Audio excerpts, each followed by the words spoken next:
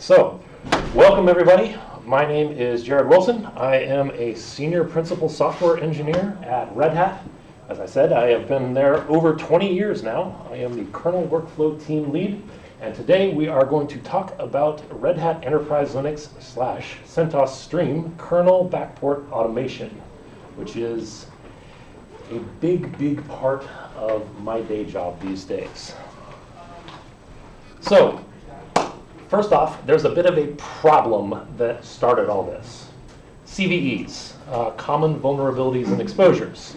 Back in February of 2024, the Linux kernel project became the Linux Kernel CVE Numbering Authority, or CNA. And because of the way that the Linux kernel project decided to handle CVE numbering, the number of kernel CVEs has skyrocketed. Basically, anything that goes into a stable kernel is a CVE now. So Red Hat customers expect CVE fixes and mitigations, and some of them have service level agreements with delivery required within X number of days depending on the severity of the CVE. Red Hat did not get an increase in kernel developers commensurate with the increase in the number of kernel CVEs that were suddenly being churned out. So we got slammed with hundreds of new CVEs, and it wasn't just new stuff either. It went retroactive to the past few years of fixes. So we've got hundreds of new CVEs that we now need to scramble and take care of. And the solution, of course, automation. Don't manually do things that can be done by robots. Little asterisks. This does not necessarily mean AI. And in fact, most of this is not AI-based. It is structured, mechanical. It doesn't have, it's all deterministic. It doesn't go haywire most of the time. So we do things like assignment of the work to the right team, identification of the patch fixing the CVE, backport of the fix, submission of a merge request containing the fix, validation of the merge request, and testing of the fix, at least a first level smoke test of the fix. Some architecture notes on this that will be important for some of the upcoming slides. Most of this kernel workflow infrastructure is written in Python. Most of the code operates in Red Hat OpenShift hosted Podman containers. Most of the code is 100% open source and publicly available. Links at the end of the slides here, albeit highly tailored to Red Hat's needs. The containers are in fact Fedora based. They are currently actually Fedora 42 based, which is a bit problematic.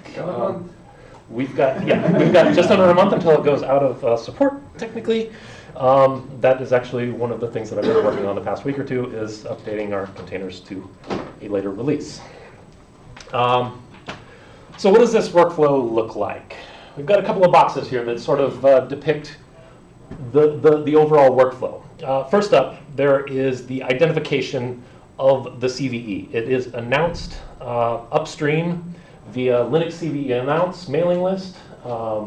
And it is logged and committed in the vulns Git repo. Both of these, you can subscribe to the Linux CVE announce mailing list on kernel.org if you want to. You can clone the vulns Git repo. So the information shows up there first. In 99% of cases. There's also an embargoed CVE case, but we're not worried with that here. So that happens upstream first in this first box. Second box, we've got bug creation.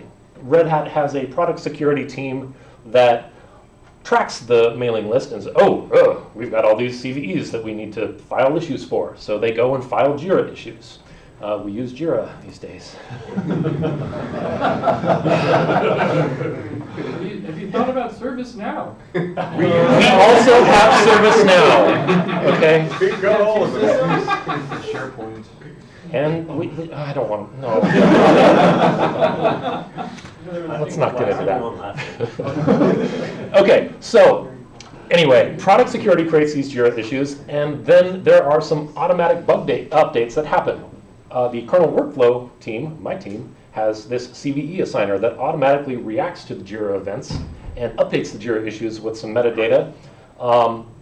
And then after those metadata updates are made by the assigner, there's actually a backporter that then says, oh, hey, I know what to do with this now.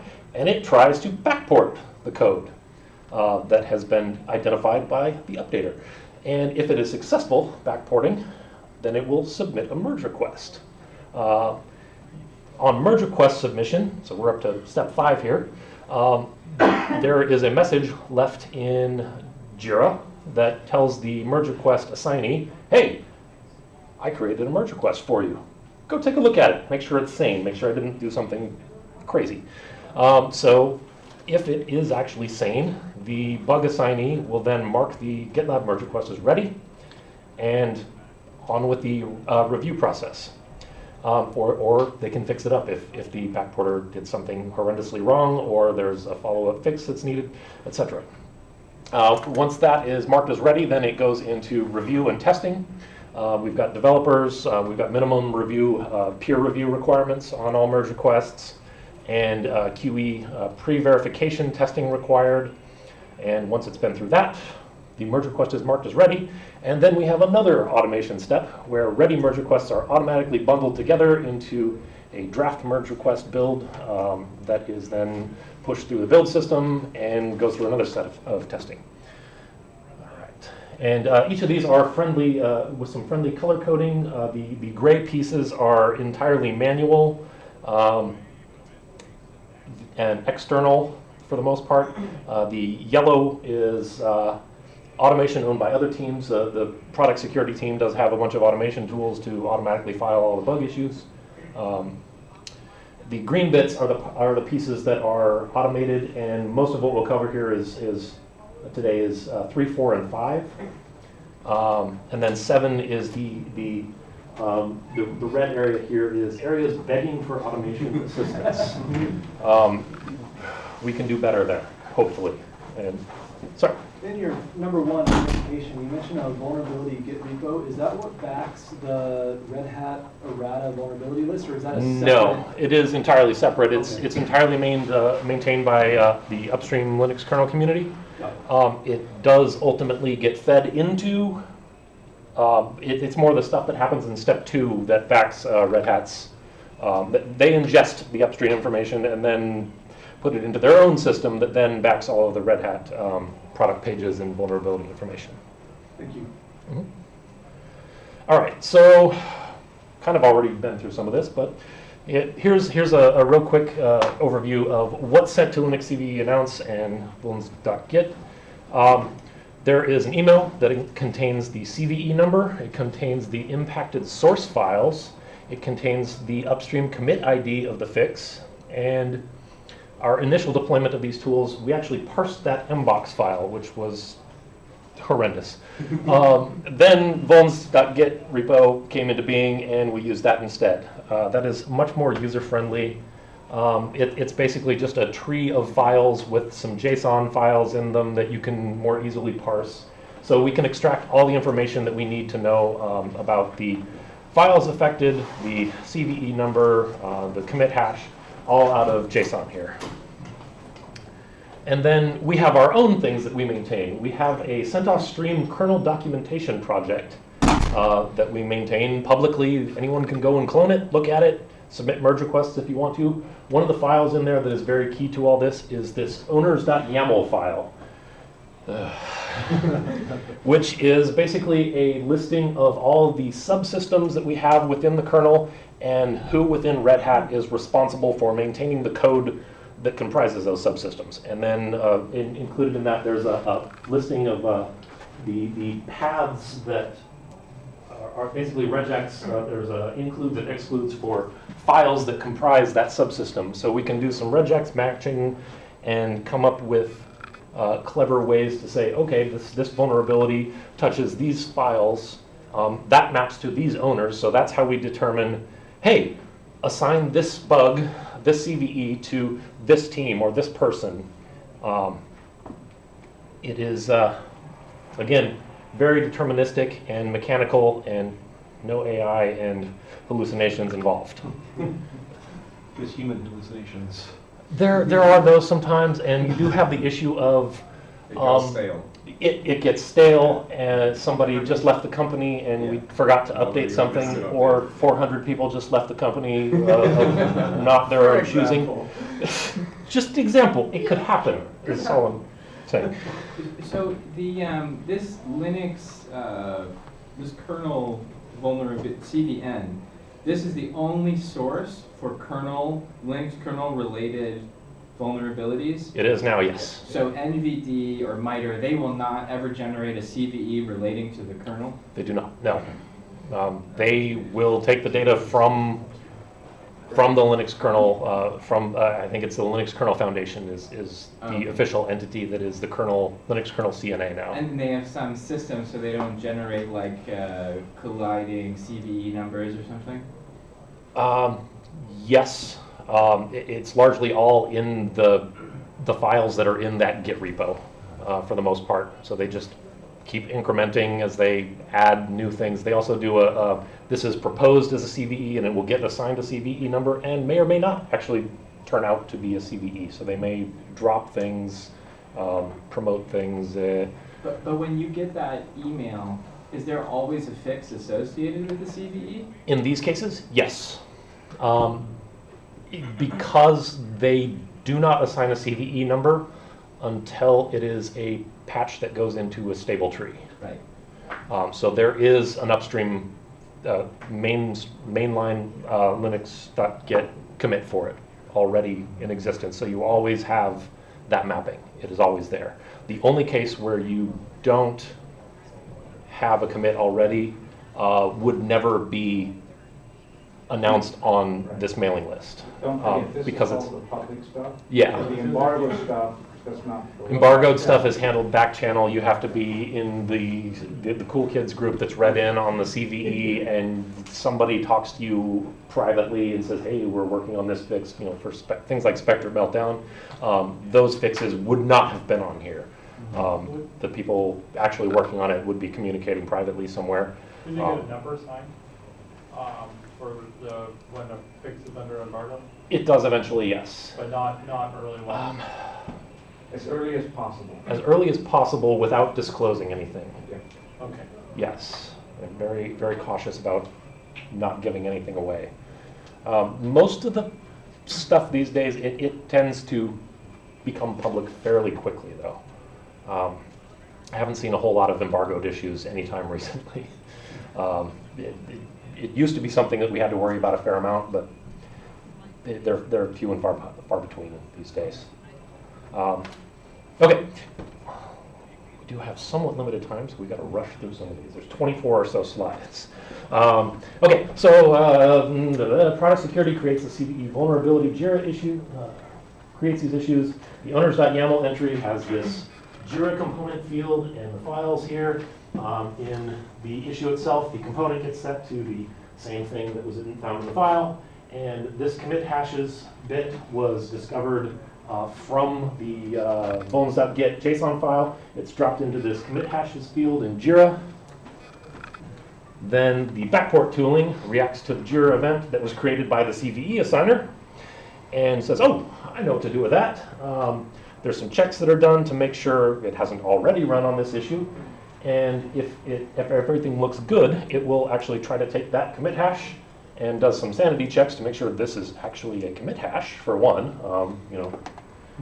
data injection attacks, whatever, etc. And make sure that it's actually a commit hash that we... Uh-oh. We have disappeared.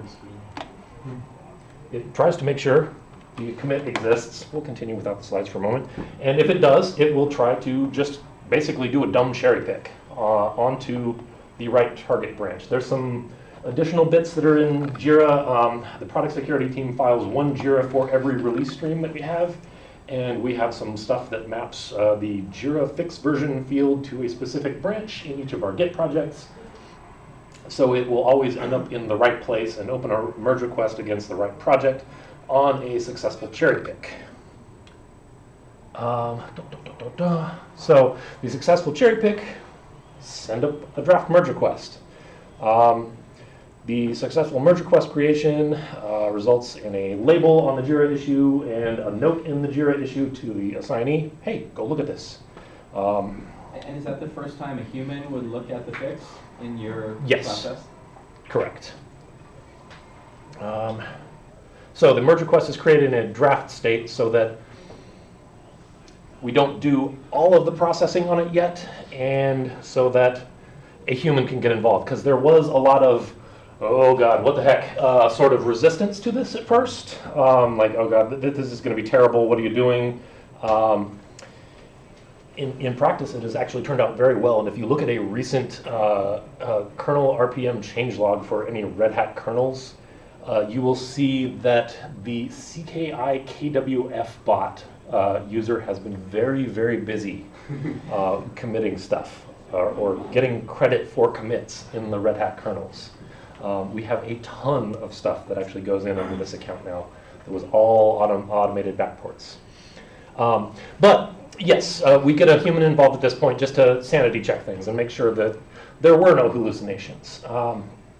Or there is the occasional case where, that cherry pick did something weird or was incomplete, or you need a follow-up fix.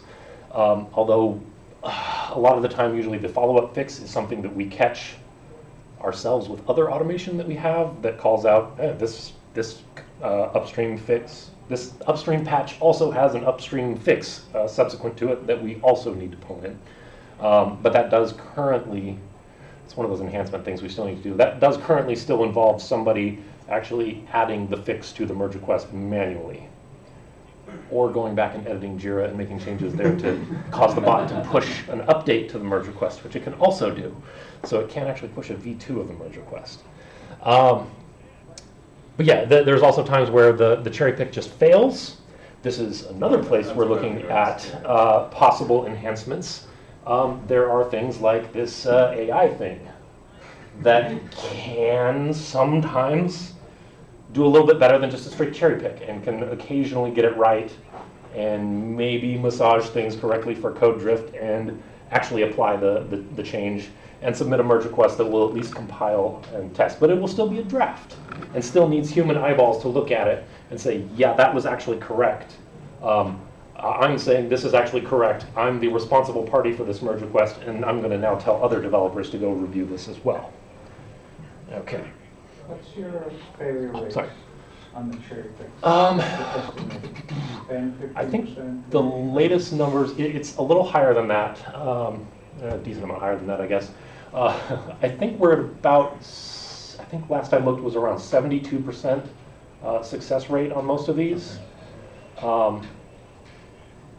It depends quite a bit on which kernel stream. Old, right? So. Yeah, so if it's a if it's rel 7 kernel that you're trying to cherry pick a backport into, chances are a failure are a hell of a lot higher than if it was a rel 10 kernel.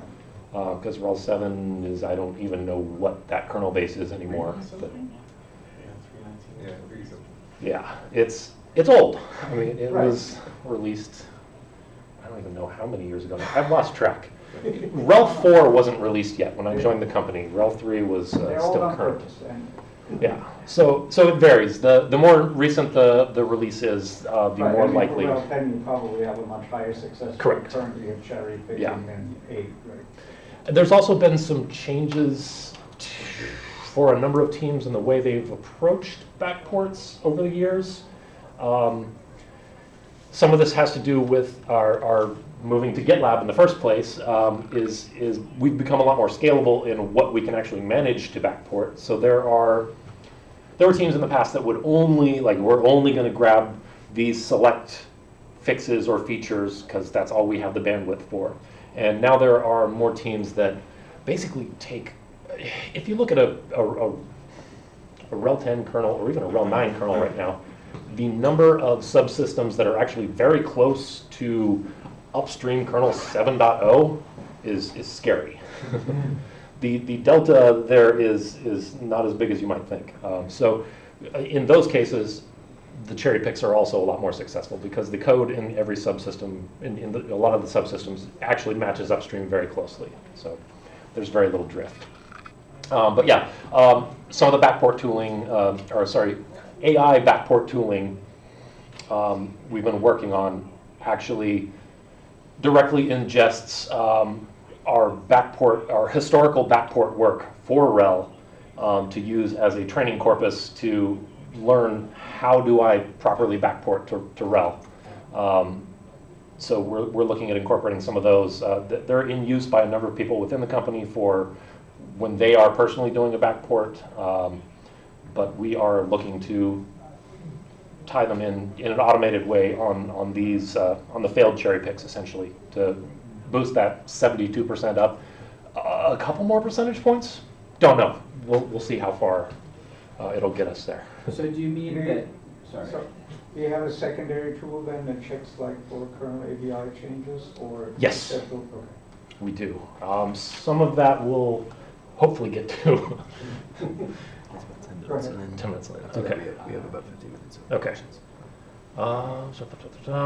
So here's a quick overview of what this automated merge request looks like. Although this is an old slide and it has my name down here instead of the CKI backport bot. But it nowadays has the CKI backport bot's name down there and was opened by that account. These guys here are a bunch of labels that are specific to different webhooks that we have that run over the merge request and do things like check. I think this is actually old enough that it doesn't have the kernel ABI stability check on it. But one of them is actually, does this change break kernel ABI? There's do we have like here for commit refs? Do we have existing? Do we have references to upstream commits all present? Because we try to have all of our backports reference one-to-one to an upstream commit. We try to have as little that is not upstream as possible. A couple of other ones. We'll hopefully get into those. Oh, but wait, there's more. So. Only the initial assignment, issue assignment, and commit hash identification tool is actually strictly tied to CVE work. The automated backport tooling will actually react to any JIRA issue in our system that has the commit hashes field populated and has all a variety of other fields that are set to the proper things and such. And several teams within Red Hat have actually figured this out quite a while ago. And we've more broadly announced it, but quite a few teams actually use this themselves and just go into their JIRA issues and say, okay, well, we need to do this fix, that's this commit hash. And they will just put the commit hash into their JIRA issue themselves, and the bot will happily spit out a backport for that as well. Basically saves them the trouble of having to go, okay, find the right kernel tree in my local machine, okay, update it, okay, get cherry pick, yep, okay, looks good, okay, now submit a merge request and all that. Just saves a lot of busy work from developers, so they are loving that. So yeah, this is the earlier slide with the CVE part crossed out, and the last 5 boxes all apply equally to those type of merge requests as well. Here was an example. Florian went and updated this JIRA issue, dropped in the commit hash, and out came this merge request. And see this one, we can actually see the proper, proper dark mode also, but the signed off by CKI backport bot. That is our busy bee that does lots and lots of work. You can also see in here, we do have a whole lot of different CI pipelines that run on each of these merge requests to do some sanity checks and make sure this merge request isn't nuts. That is an actual merge request that you can, the URL to it is right there. You can actually go browse to that and see it yourselves if you're so inclined as well. Can you leave funny comments? I believe so. Okay. If you have a GitLab account, I believe you should be able to see it and leave a comment. Yeah. We do actually have our work split in 2 namespaces. There is this this namespace, gitlab.com/Red Hat. I don't know how visible that actually is in here. Red Hat /CentOS stream. There's also a Red Hat /rel space that is slightly more restricted to Red Hat and Red Hat partners only, which you would not be able to go and see and leave comments in. That's primarily for post-GA work. Okay, so there was a question about, do you look for kernel ABI changes in that? And the labels a couple of slides ago, these are some of the automated merge request checks that we actually have in place for all merge requests, auto-generated and human-generated. We do require peer review, as previously mentioned. Need at least 2 approvals from other kernel engineers. There are some subsystems within the kernel that actually have mandatory review from somebody that is a subsystem expert, and those will increase the number of reviews that are actually required on the code. It has to come from somebody in the Cool Kids group.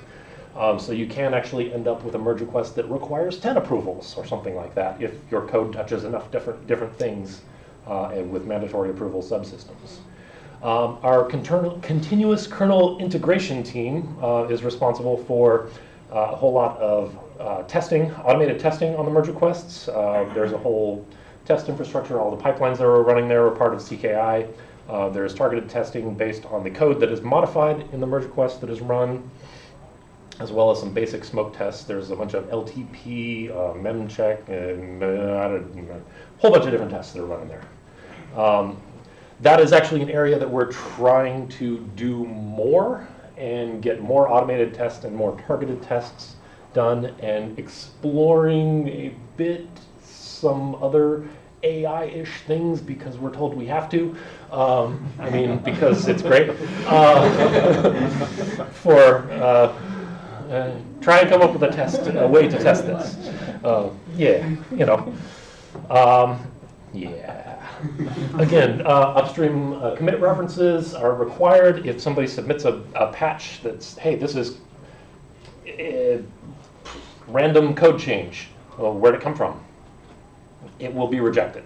We don't allow it. It needs to have signed off by, proper signed off by attribution. It needs to have an upstream reference, what tree it came from, preferably Linus's tree, but we actually have a number of developer subtrees that we also accept. We check for, does this commit have missing fixes? Because we don't want to ship something that's known broken. So we actually periodically refresh merge requests and look for, hey, did something just get fixed upstream that we should pull back? Yeah. You just mentioned that there's other developers' trees that you'll pull from Yeah. as well. Have you ever had a situation where the tree that you pulled from was not eventually merged into Linus's tree? Did you get what I mean? Like, has it ever been like, oh, well, we should have? Very, very infrequently, yes. We have had at least a small handful of cases where I think a patch, like an emergency fix sort of thing, was like, oh, we need to do something about this, and we took a draft patch or a version 2 patch of something from Linux Next or from TIP, and committed that because of deadlines. And then the final version that actually went into Linus's tree was different, but we explicitly track those. Okay. And will actually go back and in the subsequent update will actually revert and apply the proper upstream version. Got it. Okay. We are pretty pedantic about all of it, which is actually very necessary for a lot of the automation to function correctly. Like if the mechanical bits aren't there, we can't do the mechanical checks. So yeah, we're very, very annoying to some people at times. We also check config changes. We have, I don't know if anybody here has ever looked at a Red Hat kernel Git tree at how you actually change a config entry, but it's not just a .config file, because in a single kernel build, or kernel RPM spec file rather, we generate, I don't even know how many, probably upwards of 10 different kernel builds. So there's different variants. There's kernel debug, there's kernel UKI, there's kernel I don't even remember anymore. ARM has like kernel 64K.